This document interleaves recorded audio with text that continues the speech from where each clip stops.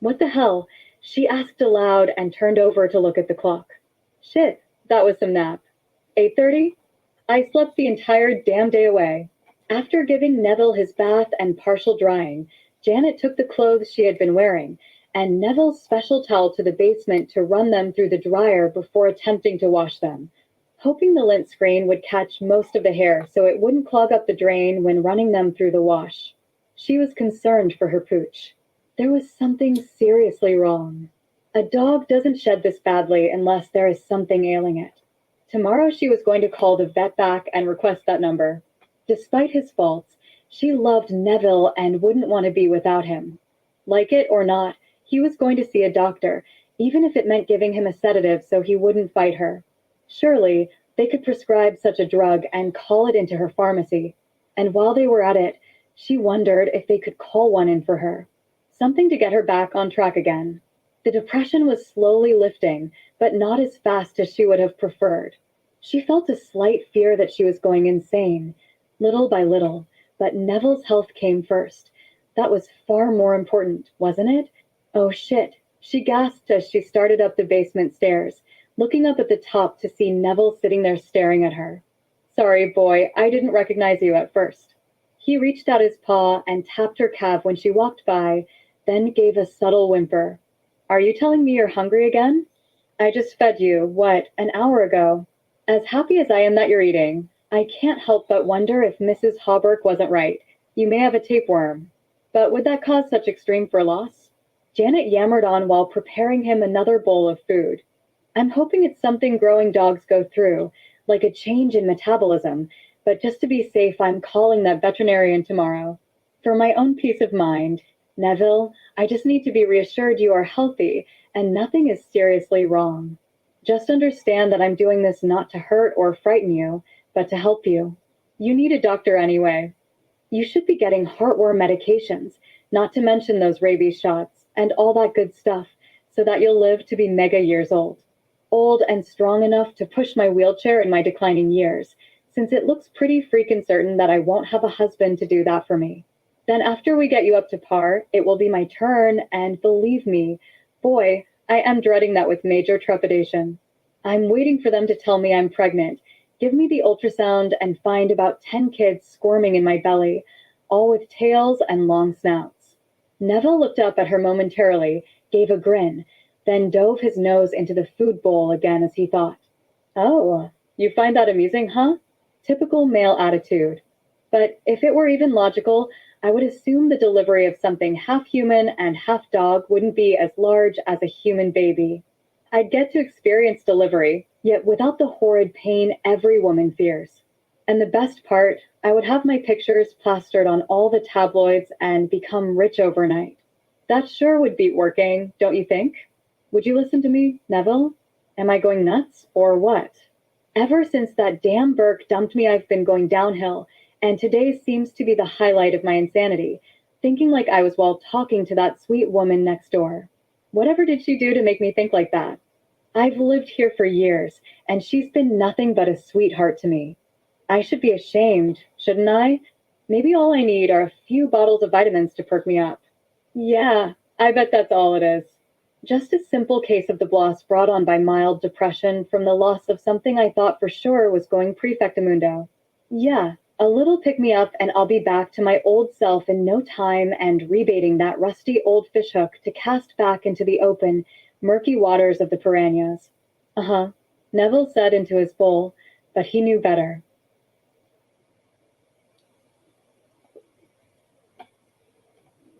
The following morning Janet did call the clinic back, inquired about Doc Black's condition, which was still critical, then asked for the number to the alternative doctor, which was 15 miles away.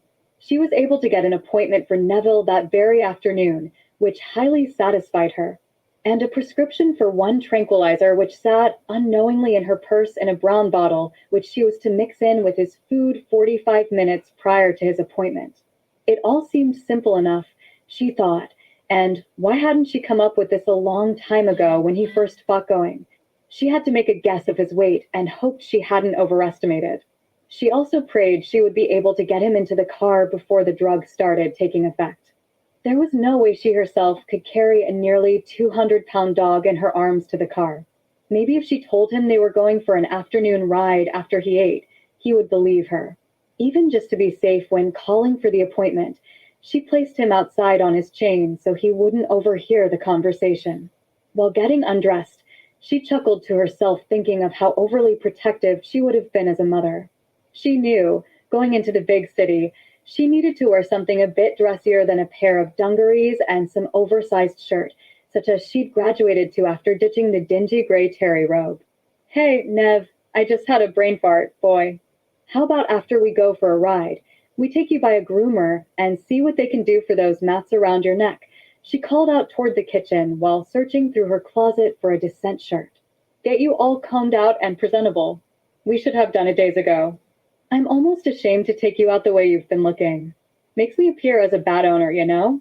Don't get me wrong. It's not because of your lack of fur, but the excessiveness of it around your neck. You're starting to look a little wild, she concluded, then turned and gasped, placing her hand over her heart. Shit.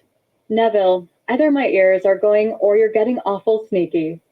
I thought you were still in the kitchen drinking your water, but here you are, trusty, obedient Neville, up on the bed watching over his mistress like you're afraid I'm gonna run off or something. What did you think of my idea of a groomer? He didn't offer any reply, not even a flinch of his furry hide. He just stared at Janet, watching her every move and waiting. Janet sat at the foot of the bed while brushing her hair, then leaned forward, trying to fluff it into something with body and sheen. With her head nearly between her legs, she didn't see nor feel Neville creeping toward her. He was as silent and still as a breezeless day. His body ached tremendously, and he had to alleviate the inevitable before it destroyed him. There was only so much he could endure. Neville, can't you see I'm trying to do something here? Janet commented to his paw on her shoulder. We can play after we get back, all right? He blew an angry breath into her ear. Janet remembered this position from before. She tried to sit up, but his weight was far too much for her weak stage. I could sure use those vitamins about now, she thought as she shrugged, but the more she squirmed, the heavier he became, and soon she noticed herself slowly slipping off the foot of the bed and onto the roughly textured oval rug. Maybe we'll just skip the groomer and take you straight to an obedience school, she panted. A good 75% of his body now pushed at her back as she knelt on all fours, and she could see herself and that old rug sliding forward slowly from his weight. Says you, Janet, but personally I don't think so. Stop that, Neville.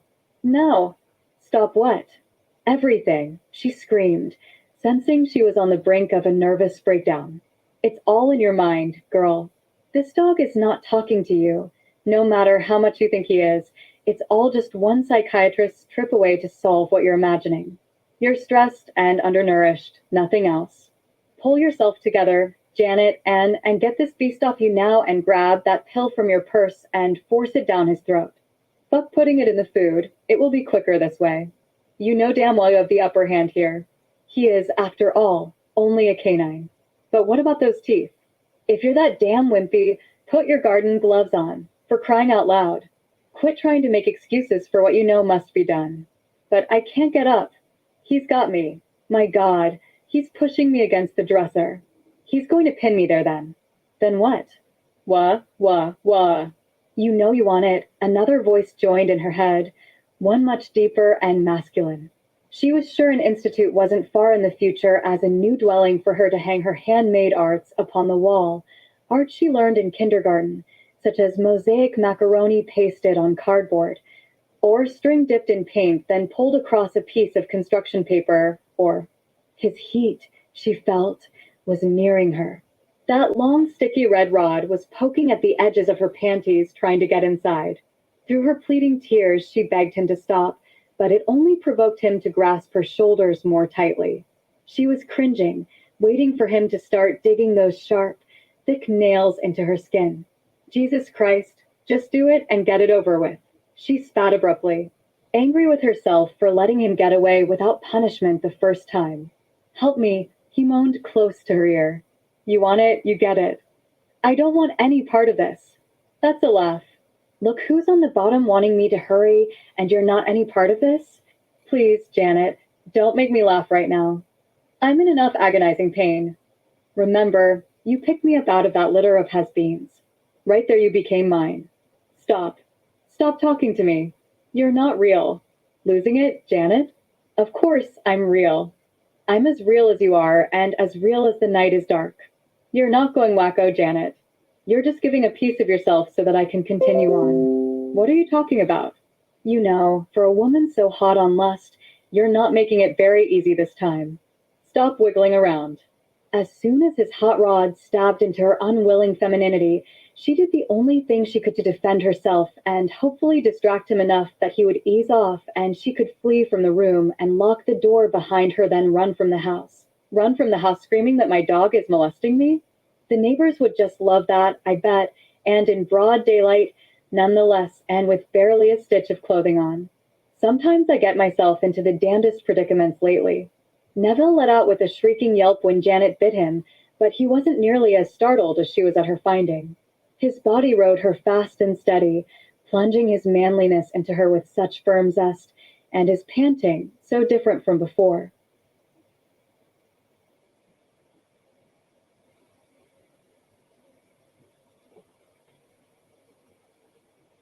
Janet sat outside her back door with a wine cooler clenched in one hand, enjoying yet another summer day. Well, maybe enjoying wasn't the word. More like tolerating. The heat was even worse this year than the previous. Hey, neighbor, Mrs. Hawberk called out from her side of the fence. Care for some company? Hi, come on over if you want. Janet smiled pleasantly.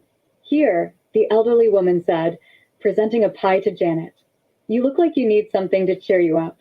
How's things? Same old, she replied, then brought the warm-baked apple pie her nose. Its fragrance reminding her of somewhere back in time, a time she couldn't exactly pinpoint, but remembered it as something good. You're still missing your pup, aren't you? Janet looked toward the edge of her property and focused on the cross marker she placed there after the burial of what remained of Neville. Her life would never be the same without him, she feared.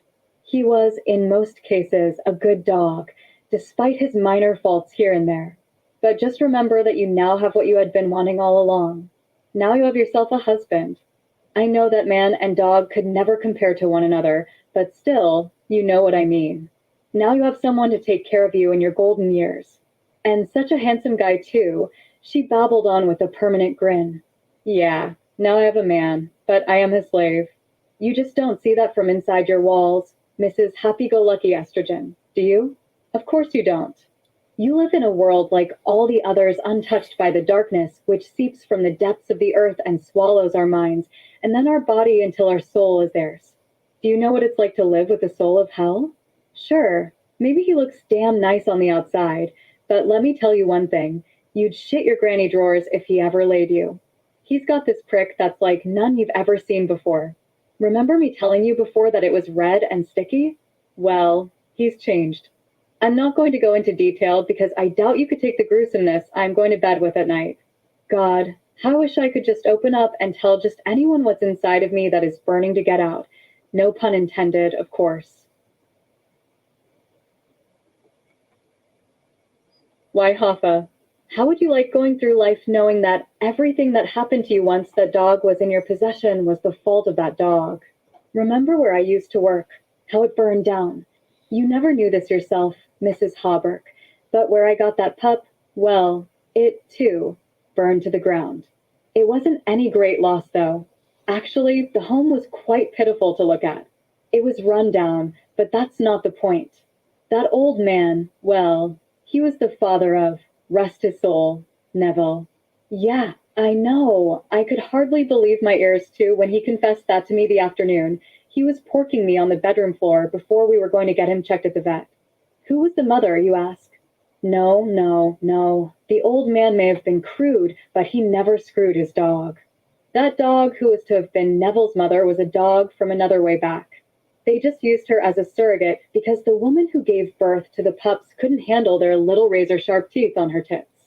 Unfortunately, I can't say as I understand where she's coming from as I've miscarried all 3 of my litters. See, I can't even give birth to a litter of damn dogs. Liven's not too pleased with me on that account, but it doesn't stop him from sticking his dick into me every effing night. Sometimes I hate him for that, and other times I'm just glad to have someone around for my old age, which won't be far off at the rate I'm going. Sure, he's a real looker, isn't he? Looks just like what I imagined that character of the romance novel I was reading, to a T. Kind of scary. I mean, can you imagine looking around after digging your teeth into what you thought was a paw and finding a hand, then a face that was transforming amid him screwing you? Not a pleasant thing to go through, even if the outcome was damn nice. I guess it's something you had to be there and witness for yourself. But I look at it this way. Think of all the money I'll save over the years on vet bills. By the way, Mrs. Hawberk, Levin is gonna try again tonight, like there was any doubt. So how would you like a free puppy this fall about the time the apple blossoms come into bloom and the aroma is even sweeter than this pie you brought over for me? Janet looked at the small pile of mail on the table and read the name it was addressed to, Mr. and Mrs. Liven Nadas. What a laugh. What a wicked, evil joke the man from below played on me, tricking me into eternal damnation, and not even a marriage certificate to accompany the hell I will be paying for the rest of my days on this planet. You do crack me up, though, Mrs. Hawberk, because you're so naive to think we eloped and married. No, come on. Have you ever heard of the devil going to church, not to mention marrying in the name of his enemy? I don't think so. Actually, I know for a fact it's not so. I'm living it. Dash equals the end equals.